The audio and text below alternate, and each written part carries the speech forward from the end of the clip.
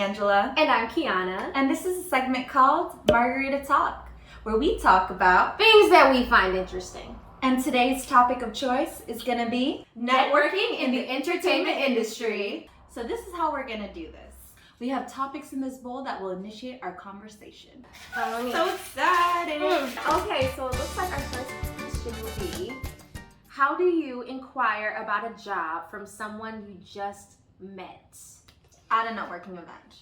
You're at this networking event, you just bumped into someone, you guys start up a conversation, they seem really nice and personable, and you guys get to talking about what you do and your craft, and they are working at a company that you're aspiring to work at. What do you even say in that situation without sounding too desperate? Yeah. Or like you're trying to use them.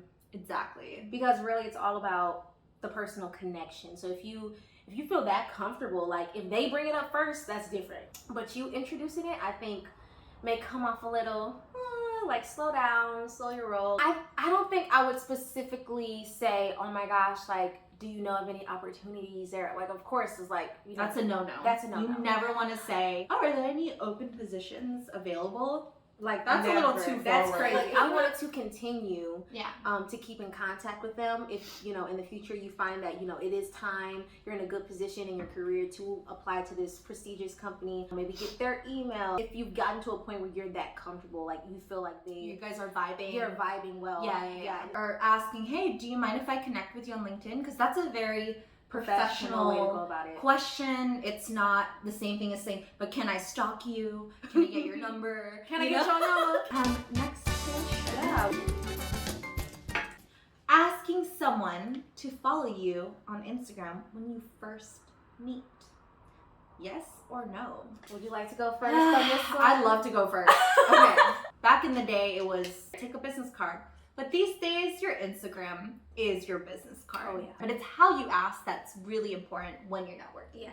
So when someone's asking you to follow them, even before you get a chance to get to know them, it comes off a little desperate. Yeah. I have seen both sides of it. Okay. I've been on the side where, you know, you run into someone who just seems really interesting and they just, you know, you're like, oh my God, what's your Instagram? Like that. And it's like on a friend level. But like, if it's like someone randomly coming up to you saying, oh, I have this amount of followers on this platform, or you should follow me, blah, blah, blah. I'm like, because I feel like when I follow someone, it's because it's something that I want to see. It's someone that I want to keep up with. Like, I'm not just out here just randomly following people. So like, and if you're not genuinely interested in the things that they post and the type of content they create on social media, then you probably don't want to follow them, right? Yeah. And if it doesn't interest you, then why follow them? Honestly, yeah. You don't want to fill your feed with nonsense. No offense.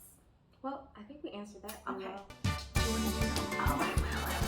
Oh, wow. This is a loaded one right here. How do you feel about the term jack of all trades?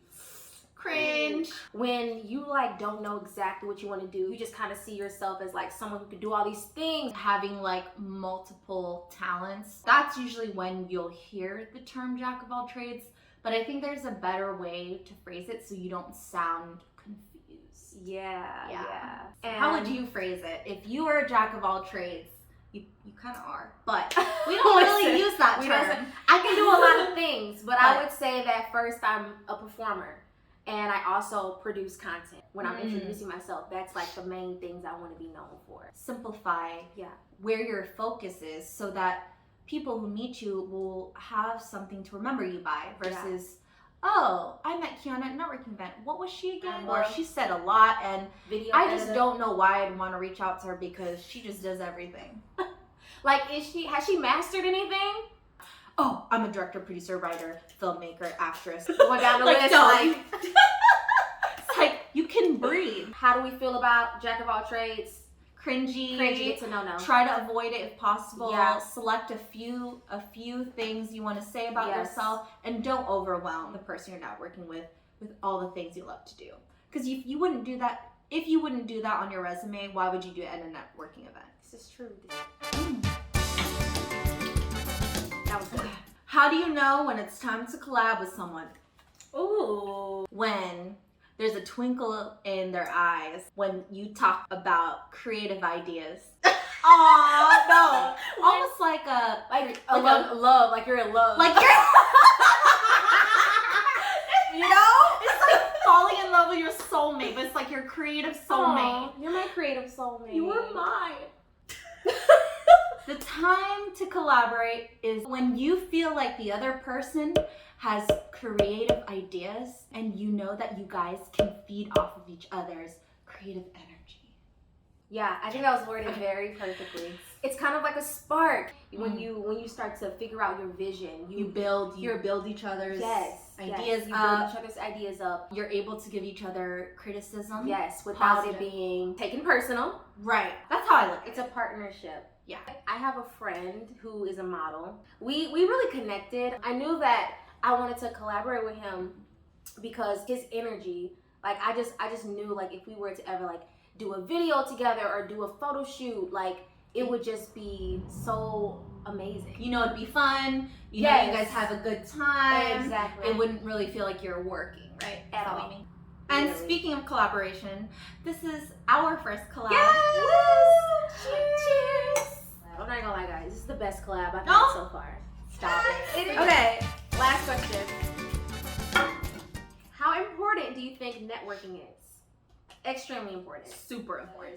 It's sometimes just knowing somebody can get you through a door. Networking isn't just how many people you know. It's not just about having connections with people in the industry. It's about building a relationship, forming a bond where you see each other growing in the industry and going in different directions. You guys are still having that open relationship to educate each other of what's going on and having that open dialogue with another person. Exactly. So I think that networking is good because it spreads awareness and information. Yeah. It makes you more well aware of what's going on around you and could lead to a job. Not necessarily will, but can. Yeah. But of course, you do need to work on yourself and your craft and be prepared for when the opportunity comes.